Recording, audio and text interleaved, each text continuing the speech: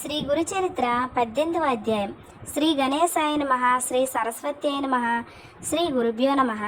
నామధారకుడు స్వామి శ్రీగురుని లీలలు ఇంకా వినిపించవలసింది అని ప్రార్థించాడు.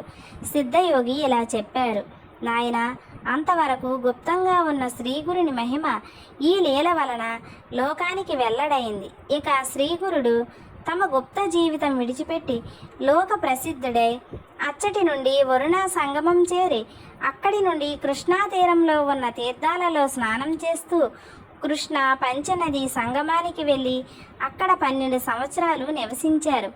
అక్కడ శివ, భద్ర, భోగవతి, కుంభి, సరస్వతి అను మహాపవిత్రమైన 5 నదులు ఒక్కటై కృష్ణానదిలో కలుస్తాయి. అందువల్ల దీని మహిమ పురాణాల్లో కూడా మనోహర తీర్థమని ఎంతగానో కీర్తించబడింది. అక్కడ ఎన్నో తీర్థాలు ఉన్నాయి. అక్కడి నుండి తూర్పున అమరపురం అనే గ్రామంలో అమరేశ్వరుడు, ఆయన సన్నిధిలో 64 మంది యోగిన్లు నివసిస్తున్నారు. అచ్చటి అమరేశ్వర లింగం సాక్షాత్తు కాశీ విశ్వేశ్వరుడే.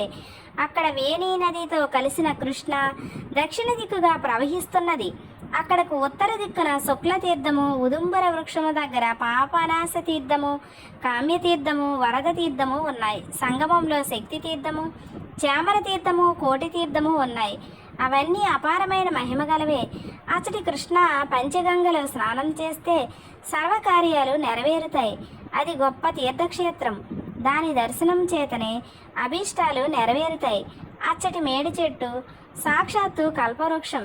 ఆ క్షేత్ర మహిమను వెల్లడి చేయటానికి శ్రీగురుడు అక్కడ కొంతకాలం నివసించారు. శ్రీ నృసింహ సరస్వతి స్వామి ప్రతిరోజు భిక్షకు అమరపురానికి వెళుతుండేవారు. ఆ గ్రామంలో ఒక నిరుపేద బ్రాహ్మణుడు ఉండేవాడు. అతడు పరమ సాత్వికుడు. కేవలం ఆయువార వృత్తితో జీవిస్తుండేవాడు. అతనికి ఒక కుమారుడు, ఒక కుమార్తె ఉన్నారు. అతడి ఇంటి ముందు తమ్మపాదు ఒకటి ఉండేది. అతనికి గ్రామంలో గింజలు లభించినప్పుడు ఆ కుటుంబం ఆ కూర వండుకొని తినేవారు. అయినప్పటికీ ఆ బ్రాహ్మణుడు పంచయజ్ఞాలు సక్రమంగా నిర్వహిస్తూ అతిథులను తమ శక్తిని అనుసరించి సేవిస్తుండేవాడు. ఒకరోజు శ్రీగురుడు అతని ఇంటికి భిక్షకు వెళ్ళారు. ఆ బ్రాహ్మణుడు స్వామిని ఆహ్వానించి పూజించాడు. ఆ రోజు ధాన్యం లభించకపోవటం వల్ల వారు తమ ఇంటి ముందున్న తమ్మకాయలు కోసి వండి స్వామికి ధాన్యం సమర్పించారు.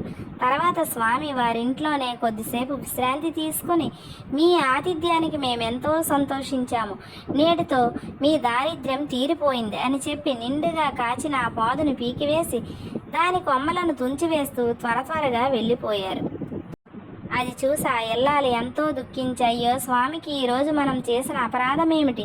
మనకు జీవనాధారమైన ఈ పాదును పీకివేశారే, మనం జీవించేదెలా అని బాధపడుతుంటే ఆ బ్రాహ్మణుడు సర్వము ఈశ్వరేచ్ఛ వలన మన ప్రారంధాన్ని అనుసరించి జరుగుతుంది. చీమల దగ్గర నుండి సర్వజీవులకు ఆయువు ఆహారము ప్రసాదిస్తాడే గాని ఆయన మనకెందుకు కీడు చేస్తారు? ఏదైనా మన కర్మను అనుసరించే జరుగుతుంది. నీవు బాధపడవద్దు అని ఆమెను వాదార్చి తిరిగి నాటాలని ఆ పాదు మొదట్లో తవ్వాడు. గడ్డపారకు ఒక లోహ పాత్ర తగిలిన శబ్దం వచ్చింది. అక్కడ తవ్వి చూడగా ఒక రాగి బిందె నిండుగా బంగారు నాణేలున్నాయి. అతడెంతో సంతోషంతో దాన్ని భార్యకి చూపి, చూసావా స్వామి, ఈ లతను పీకివేయడం వల్లే ఈ నిధి మనకు దొరికింది.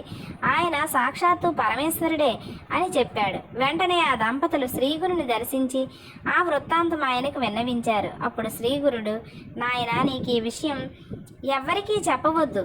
చెబితే సంపద నశిస్తుంది.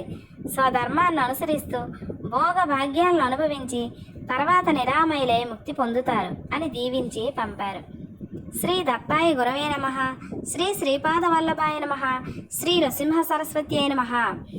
శ్రీ గురుచరిత్ర 18వ అధ్యాయం ఇంతటితో పూర్తయింది. ఇక 19వ అధ్యాయం తర్వాత వీడియోలో చెప్పుకుందాం. నా వీడియో కనుక మీకు నచ్చినట్లయితే లైక్ చేయండి, మీ ఫ్రెండ్స్కి, ఫ్యామిలీ మెంబర్స్కి షేర్ చేయండి. అలాగే ఎన్నో ఆధ్యాత్మిక విషయాల కోసం, గురుచరిత్ర కోసం, అలాగే లలితమ్మ వైభవం కోసం నా ఛానల్ని సబ్స్క్రైబ్ చేసుకోండి.